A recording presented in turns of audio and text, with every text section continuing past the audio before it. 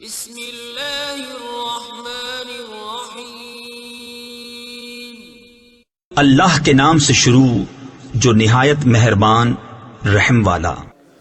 نحمده ونصلي ونسلم على رسوله الكريم اما بعد فاعوذ بالله من الشيطان الرجيم بسم الله الرحمن الرحيم ان الله وملائكته يصلون على النبي يا ايها الذين امنوا صلوا عليه وسلموا تسليما اللهم صل على سيدنا ومولانا محمد معدن الجود والكرم وآله وبارك وسلم۔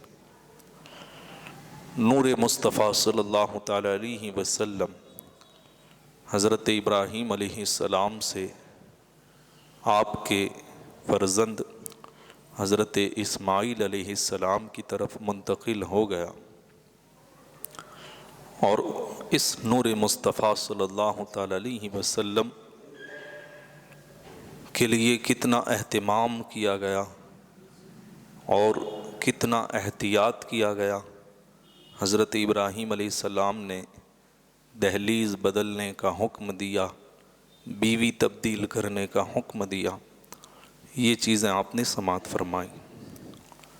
حضرت ابراہیم علیہ السلام کی وفات کا وقت جب قریب آیا، امام غزالی نے احیاء العلوم کے اندر یہ لکھا ہے کہ حضرت ابراہیم علیہ السلام نے عبادت کے لیے ایک مکان مخصوص کر لیا تھا کہ اسی مکان میں وہ عبادت کیا کرتے تھے، اور بزرگوں کی تاریخ آپ اٹھائیں تو آپ کو پتہ چلے گا کہ وہ ہمیشہ عبادتوں کے لیے کوئی جگہ متعین کیا کرتے تھے، خاص ایسی جگہ پر وہ عبادت کرتے کہ جہاں پر انہیں شور و غل کی وجہ سے اور لوگوں کے آنے جانے کی وجہ سے عبادت میں خلل واقع نہ ہو، ایسی جگہ کا انتخاب اللہ والے کیا کرتے۔ حضرت ابراہیم علیہ السلام بھی جب عبادت کرتے اسی جگہ میں کرتے، اور فارغ وقت میں اس کمرے کے اندر دروازے کے اوپر تالا لگا رہتا تھا۔ ایک دن جب حضرت ابراہیم علیہ السلام نے تالا کھولا، دروازہ آپ نے جیسے ہی کھولا، اندر ایک شخص کھڑا دیکھا۔ باہر سے تالا تھا، مقفل دروازہ تھا، خود آپ نے کھولا ہے، خود دروازہ کھول لیں، اور سامنے ایک آدمی، اس کے چہرے سے غیرت نمایاں تھی۔ حضرت ابراہیم علیہ السلام نے اس سے فرمایا کہ آپ کو یہاں کون لایا؟ آپ اندر کیسے آئے؟ کون آپ کو اندر لے آیا؟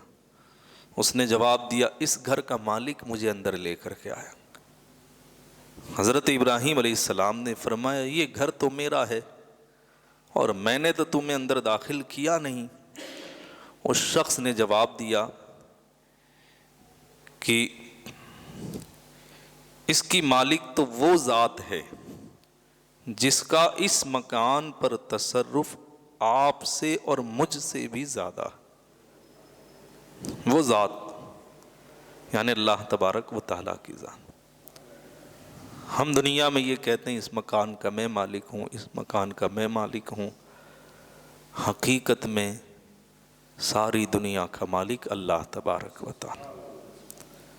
اسی لیے ساری کائنات جب ختم ہو جائے گی، سب ختم ہو جائے گا، قیامت برپا ہونے کے بعد اب اللہ فرمائے گا لمن الملک اليوم، آج کس کی ملکیت ہے اور کس کی بادشاہت ہے؟ بادشاہ بھی کہتے تھے یہ میرا علاقہ، یہاں میری سلطنت ہے، یہاں میرا راج ہے، میں اس کا مالک ہوں۔ جب اللہ سب کچھ ختم کر دے گا، لمن الملک اليوم، آج کس کی بادشاہت ہے، آج کون مالک ہے؟ جب یہ جواب سنا حضرت ابراہیم علیہ السلام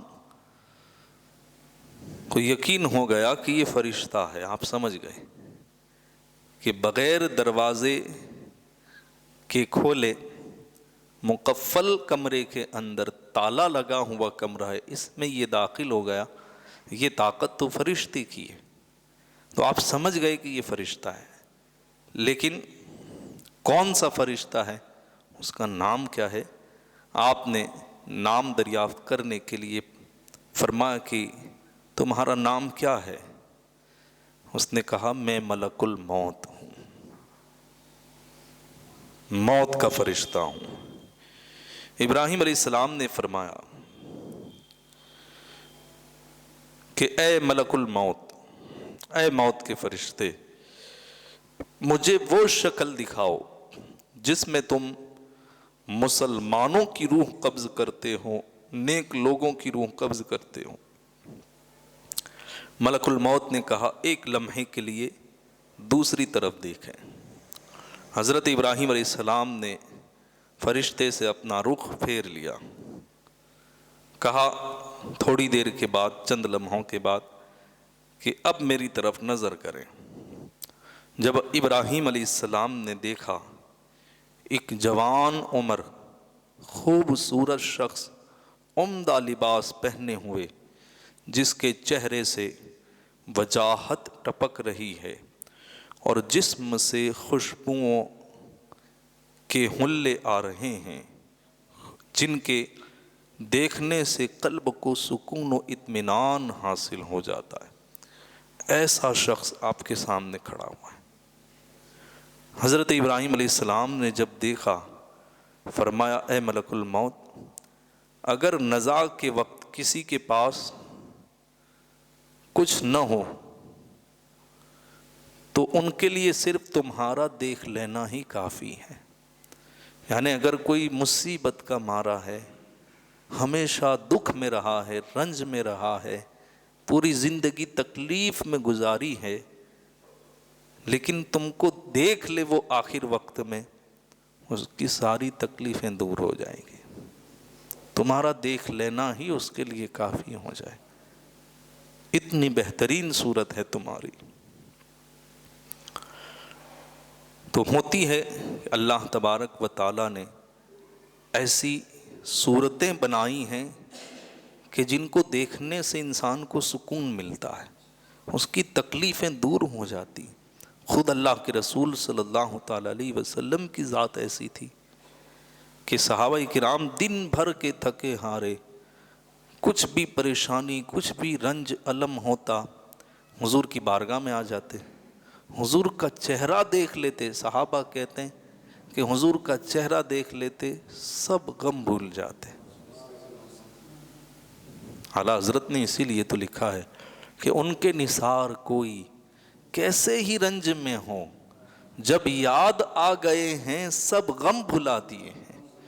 جس نبی کی شان یہ ہو کہ یاد کرتے ہی غم دور ہو جاتے ہیں، تو ان کو دیکھنے سے بھلا غم کیسے رک سکتا ہے.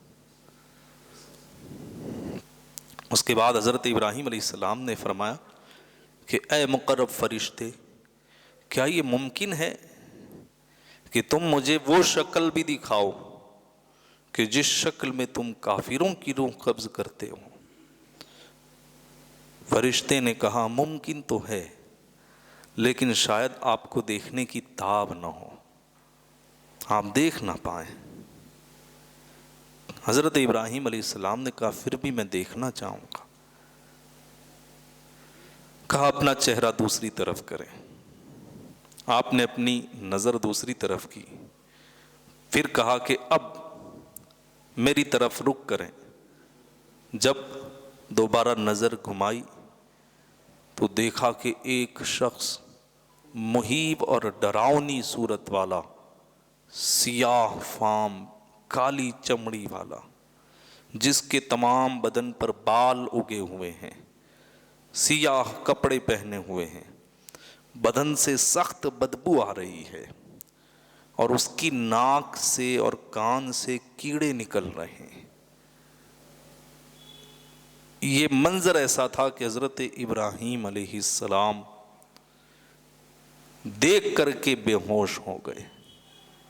یہ تو جتنا بیان کیا ہے اس کی ہیبت کتنی زیادہ خطرناک ہوگی اور کیسی ہوگی اس کا اندازہ آپ اس سے لگا سکتے ہیں کہ حضرت ابراہیم علیہ السلام دیکھ کے بے ہوش ہو گئے۔ ہم نے دنیا میں بہت ساری ڈراؤنی شکلیں دیکھی ہوں گی، لیکن کبھی ہمیں ایسا خوف طاری نہیں ہوا کہ بے ہوشی ہو جائے۔ آپ سوچیں کہ وہ کتنی ڈراؤنی شکل ہوگی کہ جس وقت کافروں کی روح ملک الموت قبض کرتے ہوں گے، کہ حضرت ابراہیم علیہ السلام دیکھ کے بے ہوش ہو گئے۔ جب ہوش آیا تو دیکھا کہ جناب اسرائیل ملک الموت، موت کے فرشتے اپنی اصلی حالت میں کھڑے ہیں۔ ان سے گفتگو کرتے ہوئے حضرت ابراہیم علیہ السلام نے فرمایا، اگر کسی گنہگار کو وقت مرگ، موت کے وقت کوئی عذاب نہ بھی ہو تو تم کو اس حال میں دیکھ لینا عذاب سے کم نہیں ہے، یعنی یہ سخت عذاب ہے۔ حضرت ابراہیم علیہ السلام نے ملک الموت سے پوچھا کہ آپ ملاقات کے لیے آئے ہیں یا روح قبض کرنے کے لیے آئے ہیں؟ میرے پاس آنے کا مقصد کیا ہے؟ ملک الموت نے کہا کہ یہ آپ کی اجازت پر منحصر ہے، آپ چاہیں تو میں آپ کی روح قبض کروں۔ آپ نے فرمایا، هل رأيت خلیلا يقبض روح خلیلہ، کیا آپ نے کوئی ایسا دوست دیکھا ہے جو اپنے دوست کی روح قبض کرنا چاہتا ہوں؟ یعنی اللہ تعالیٰ میری موت چاہتا ہے، اللہ تعالیٰ چاہتا ہے کہ میری روح قبض کر لی جائے، تو اللہ تو مجھے خلیل کہتا ہے۔ خلیل کا معنی ہوتا ہے دوست۔ تو حضرت ابراہیم علیہ السلام نے کہا کہ رب سے جا کر کے کہو کہ کیا کوئی دوست ایسا ہے جو اپنے دوست کی موت چاہے؟ جب مجھے خلیل کہا، دوست کہا، اب وہ میری موت چاہتا ہے۔ ملک الموت نے کہا کہ اس کا جواب میں اللہ تبارک و تعالیٰ کی بارگاہ سے لے کر کے آتا ہوں۔ وہ آئے۔ حضرت ابراہیم علیہ السلام نے کہا کہ میری بات رکھی کہاں؟ ہاں، آپ کی بات میں نے رکھی کہ اللہ نے جب دوست کہا ہے تو کیا کوئی دوست اپنے دوست کی روح قبض کرتا ہے، اس کی موت چاہتا ہے؟ کہا ہاں۔ اللہ نے کیا فرمایا؟ کہا اللہ تبارک و تعالیٰ یہ فرماتا ہے کہ هل رأيت خلیلا لا يريد لقاء خلیلی،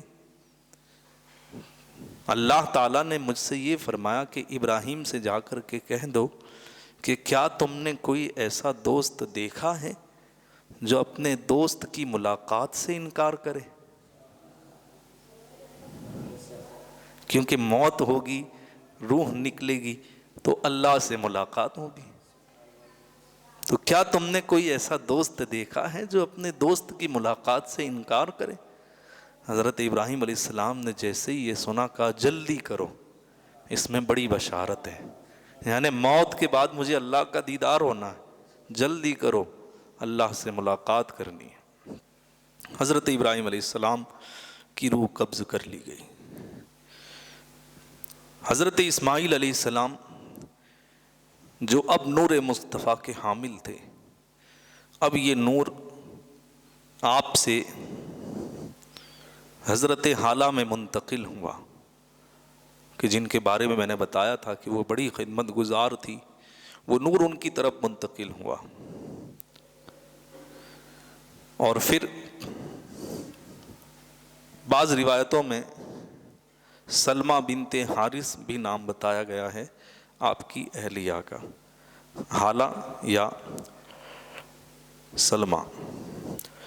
پھر ان سے وہ نور منتقل ہوا آپ کی اولاد میں، حضرت اسماعیل علیہ السلام سے وہ نور آپ کی اہلیہ کی طرف منتقل ہوا، پھر ان سے بیٹے کی طرف۔